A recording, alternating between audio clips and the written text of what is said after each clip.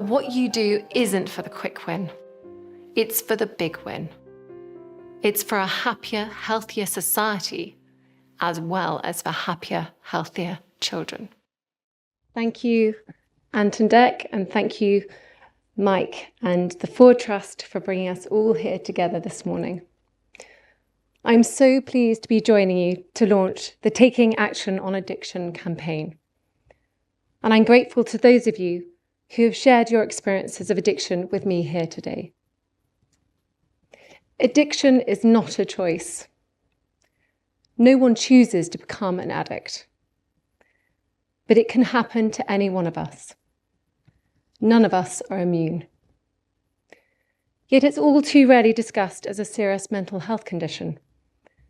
And seldom do we take the time to uncover and fully understand its fundamental root causes.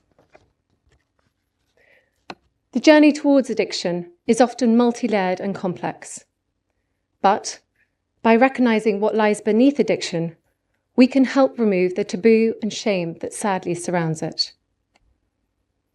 As a society, we need to start from a position of compassion and empathy, where we nurture those around us, understand their journey, and what has come before them.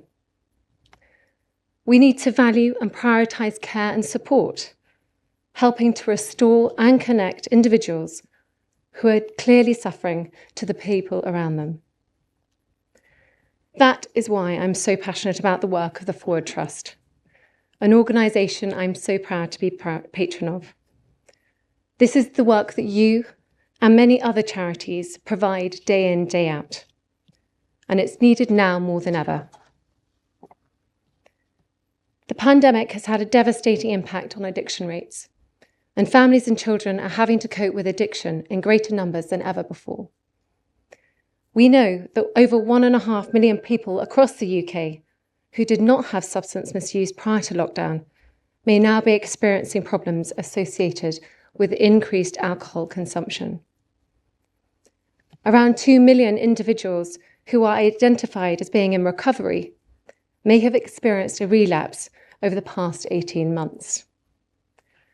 And almost 1 million young people and children are showing an increase in addictive behaviour since the pandemic began. Yet there is hope. Over the last 10 years, I have had the privilege of meeting many incredible people who have lived through the harsh realities of addiction. Through their own hard work, and with help from communities and charities such as the Ford Trust, lives really are being turned around. These are stories of healing, of hope and recovery that can inspire us all. I fully support the Taking Action on Addiction campaign to improve awareness and understanding of addiction. The campaign will show us that not only do many people recover from addiction, they can go on to prosper. We can all play our part in helping this work by understanding, by listening, by connecting, so that together we can build a happier, healthier, more nurturing society. Thank you. Over the last 9 months, the pandemic has been a worrying time for us all. We've experienced isolation, loss, and uncertainty. But in the midst of this crisis, we've also seen huge acts of kindness, generosity, and empathy. The pandemic has reminded us just how much we value living in a world where people care for one another, and the importance of feeling connected to the people around us. And it's these connections, these relationships, that are founded in the earliest years of our lives. People often ask why I care so passionately about the early years. Many mistakenly believe that my interest stems from having children of my own. And while of course I care hugely about their start in life, this ultimately sells the issue short. Parenthood isn't a prerequisite for understanding the importance of the early years. If we only expect people to take an interest in the early years when they have children, we are not only too late for them, we are underestimating the huge role others can play in shaping our most formative years too. Over the last decade, I, like many of you, have met people from all walks of life. I've seen that experiences such as homelessness, addiction, and poor mental health are often grounded in a difficult childhood. But I have also seen how positive protective factors in the early years can play a critical role in shaping our futures too. And I care hugely about this, because the science shows that the early years are more pivotal for future health and happiness than any other period in our lifetime. Because as many as 40% of our children will arrive at school with below the expected levels of development, and because the social cost of late intervention has been estimated to be over £17 billion a year.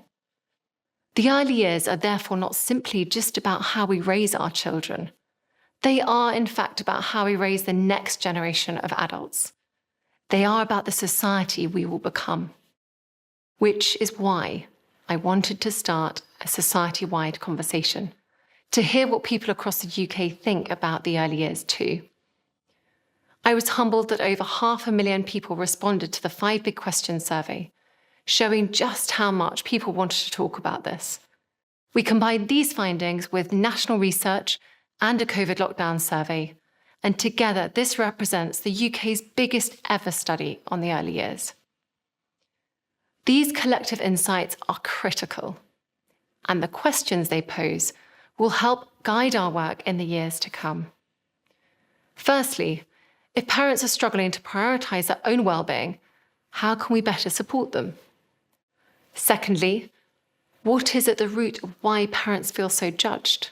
Thirdly, how can we address parental loneliness, which has dramatically increased during the pandemic, particularly in the most deprived areas? And finally, if less than a quarter of us understand the unique importance of a child's first 5 years, what can we do to make this better known? We must do all we can to tackle these issues and to elevate the importance of the early years, so that together we can build a more nurturing society. Because I believe the early years should be on par with the other great social challenges and opportunities of our time. And next year, we will announce ambitious plans to support this objective. My final message is a thank you. Thank you to all the families and parents and carers for the important work you do every single day in raising our children. And thank you to those of you working to support these families and their children too. What you do takes hard work, commitment, and vision. It is a brave thing to believe in an outcome, in a world even that might not be fully felt for a generation or more. But what you do isn't for the quick win. It's for the big win. It's for a happier, healthier society, as well as for happier, healthier children. Only by working together can we bring about lasting change for the generations to come. Because I truly believe big change starts small.